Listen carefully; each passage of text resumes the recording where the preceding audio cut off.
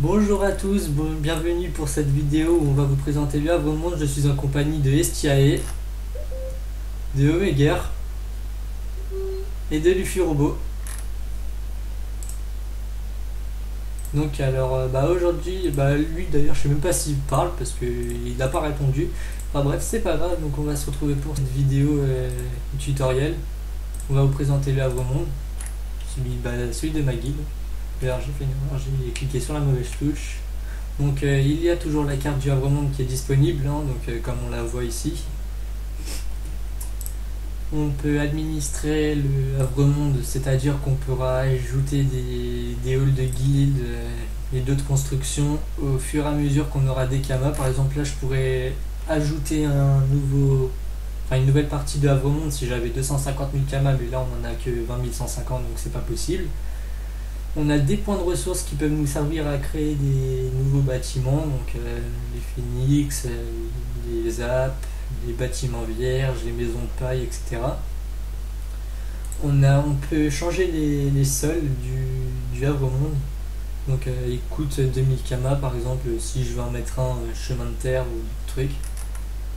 Il y a des lacs, des chemins pavés et plein de trucs assez amusants. Donc on vous laissera faire la découverte si vous avez un Havre Monde dans votre guilde, qui doit être au minimum niveau 3 pour en débloquer. Et on espéra que vous aimerez cette vidéo en compagnie de nos chers amis. Hein, faites du bruit. Oh, d'accord, on les a presque pas entendus, c'est pas grave. Donc on peut débloquer aussi des donjons dans le Havre Monde. Ils coûtent pas forcément assez cher, surtout qu'on peut les avoir vers le début du Havre Monde. Donc regardez, hein, donjon, repère Rictus d'Amakna, il coûte 400 000 kamas avec 1 200 000 points de ressources. Donjon bouffe tout, etc. Donc c'est vraiment pas trop compliqué, à part pour se faire des kamas, c'est surtout ça la méthode compliquée. On peut faire des barrières, donc là je vais zoomer sur la carte du Havre Monde. Donc là je sais pas si vous voyez tout ce qu'il y a. Donc là on n'a pas mis grand chose pour le moment, parce que c'est encore en construction, même si c'est un petit peu le bordel parce qu'on est envahi de mobs, mais c'est pas grave. Donc pour reparler vite fait du collecteur de ressources, au fait il va falloir que vous mettiez des ressources, et au fait vous les mettez dans les emplacements que j'indique, et ces fragments, ces ressources, elles vont augmenter votre point de ressources avec le niveau de l'équipement que vous avez mis. Par exemple, si là je mets des fragments agua niveau 1 et que là il est à 750 131 points de ressources, il va passer à 750 132 points de ressources parce que j'en aurais ajouté une ressource niveau 1. On peut aussi ajouter toutes sortes de ressources. Donc d'ailleurs je vois qu'ils sont morts de rire derrière. Je sais pas s'ils se payent ma tête, mais c'est pas grave. J'ai vu sur le canal. Donc là par exemple, là je vais mettre une corne d'Excarnus dans les ressources, vite fait, vous allez voir que là ça passe à 200, alors que je l'ai pas validé, il va falloir que je fasse convertir. Mais je vais pas l'utiliser parce que ça se vend super bien. Donc voilà. Donc quand vous aurez débloqué votre Havre Monde, vous débloquerez la partie Havre Monde dans l'interface de la guilde qui va apparaître. Donc il y aura la localisation dans Amakna pour nous, le nombre de constructions 3, valeur totale estimée des constructions et les prochains bâtiments, mais là on n'en a mis aucun. Vous pouvez voir aussi tous les bâtiments qui ont été construits avant, donc laboratoire, maison de paille, hall de guilde.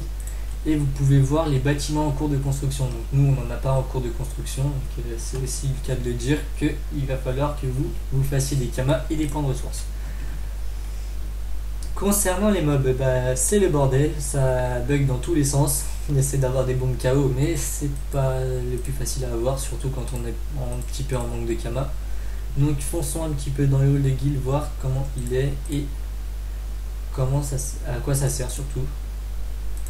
Donc avec le hall de guild, vous pourrez débloquer des costumes. Donc au fur et à mesure que vous gagnez des points de guild, vous pourrez débloquer. Donc je vais vous montrer.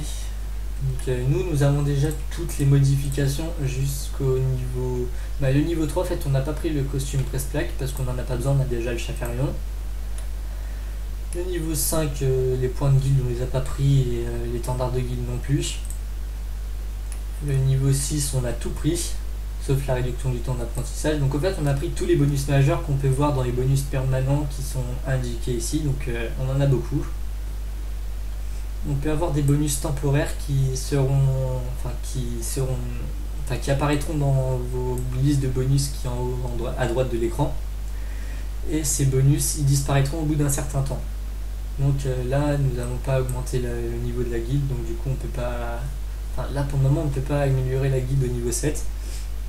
Au fur et à mesure avec les bonus qu'il y a à découvrir dans la guilde, regardez là par exemple il y a la sagesse, du compartiment de coffre de guilde à 40, familier de guilde. D'ailleurs le familier de guilde il coûte vraiment très cher, mais il donne pas mal de bonus si on regarde bien. Il donne 0 PV. Bon, pour le moment il donne rien parce que je l'ai pas encore, mais sinon il donne 0 PV, 0 dégâts coup critique et de résiste. Donc ça c'est sympa, il y a plein de trucs assez amusants à débloquer. Donc le costume de guilde aussi on peut l'avoir, hein. Donc ça c'est tout le monde qui peut l'avoir, tous les membres de la guilde, en sachant que celui qui quitte la guilde il sera plus dans le... Enfin il aura plus les couleurs de la guilde sur son costume. Ensuite il y a des coffres de guilde qui sont assez sympas, donc on peut garder tous les équipements et tout. Et l'avantage des Havre-Monde comparé au Havre-Sac, c'est que aussi j'en avais parlé je crois avant dans une précédente vidéo, c'est que on peut récolter nos propres ressources et ça fait gagner des points d'expérience à vos métiers, ce qui n'était pas le cas quand on était dans les Havre-Sac. Par exemple la graine de lin je vais en prendre une et vous allez voir que ça va m'augmenter mon niveau de métier. Enfin pas niveau mais voilà, je viens de gagner 100 points d'expérience en herboriste. Donc on essaie de planter un petit peu aussi toutes sortes de mobs, comme ça tous ceux qui voudront venir ils pourront. Cependant il faut juste éviter de tous les tuer parce qu'on n'a pas des semences à vouloir faire la population de Chine. Donc c'était ce que j'avais à dire. Donc vous autres vous avez quelque chose à dire ou pas? Non, tu as tout dit.